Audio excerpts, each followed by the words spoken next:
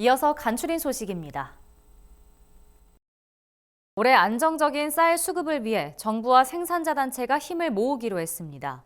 농림축산식품부는 최근 세종시 NH농협생명 세종교육원에서 쌀 적정 생산 성공을 위한 업무 협약식을 가졌다고 밝혔습니다. 협약식에는 쌀, 콩 생산자 단체들과 조사료 축산 단체 등이 참석했습니다. 협약식에 참석한 생산자 단체들은 단체별 감축 목표를 설정하고 회원 농가들의 적극적인 참여를 위해 노력하겠다고 말했습니다. 박수진 농식품부 식량정책실장은 벼 재배 면적 감축은 수확기 수급 안정과 직결되는 만큼 생산자 단체와의 협력이 무엇보다 중요하다며 정부도 쌀 적정 생산을 위한 지원을 아끼지 않겠다고 말했습니다. 이달 말 종료될 예정인 유류세 인하 조치가 4월까지 연장됩니다. 최상목 경제부총리 겸 기획재정부 장관은 최근 기자간담회에서 국제 유가가 상승세로 전환하고 있다며 유류세 인하 조치를 2개월 연장하는 조치가 불가피하다고 말했습니다. 이에 따라 4월까지는 지금처럼 경유와 액화 석유가스에 37%의 인하된 세율이 적용되며 휘발유의 경우 25% 인하율이 적용됩니다.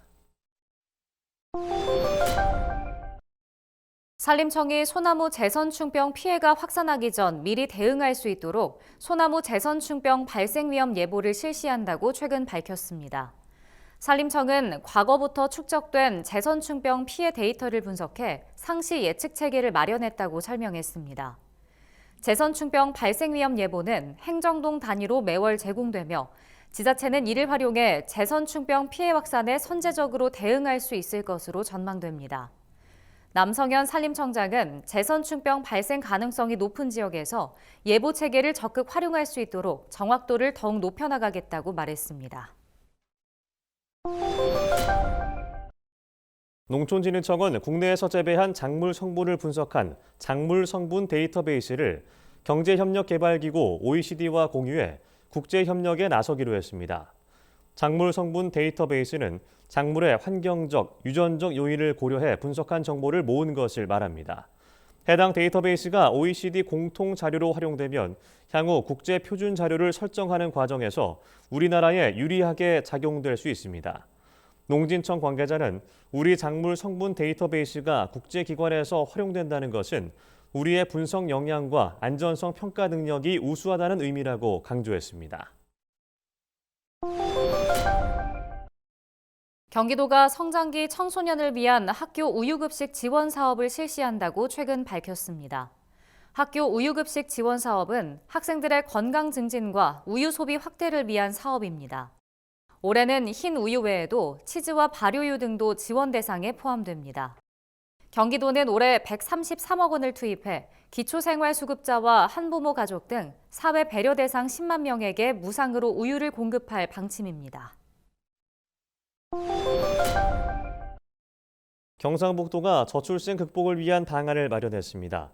경북도는 저출생 극복 기본 구상으로 완전 돌봄과 안심 주거 등 4개 분야에 35개 실행 과제를 수립했다고 최근 밝혔습니다.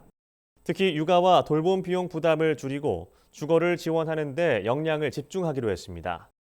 이에 온종일 완전 돌봄과 공공행복주택 공급, 완전 돌봄 클러스터 조성 등 10개 사업을 핵심 과제로 추진합니다.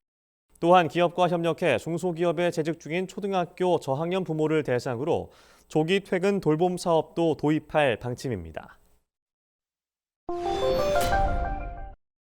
충청남도가 의대 정원 확대에 반발하는 의료계 집단행동에 대비해 각 시군에 비상진료 대책 상황실을 운영한다고 최근 밝혔습니다. 충남도 보건정책과를 주축으로 구성된 비상진료 대책 상황실은 집단행동이 종료될 때까지 운영될 예정입니다. 충남도는 집단행동 기간 동안 비상진료 기관 운영 현황을 점검해 도민에게 안내하는 한편 집단 휴진이 발생할 시 공공의료기관 평일 진료 시간을 확대하고 주말 비상진료도 추진하겠다고 밝혔습니다. 전라북도가 2024년 농식품 바우처 시범 사업에 군산, 김제, 부안 등 3개 시군이 선정돼 총 2만 3천여 가구에 67억 원을 지원한다고 최근 밝혔습니다. 농식품 바우처 시범 사업은 사회 경제적 취약계층에게 신선한 먹거리를 공급하고 지역 농산물의 소비를 촉진하고자 농식품부에서 추진하는 사업입니다. 지원 대상은 중위소득 50% 이하 가구이며 월 4만 원씩 총 6개월간 바우처 카드가 지급됩니다. 신청은 8월 31일까지 가까운 행정복지센터에서 신청하면 됩니다.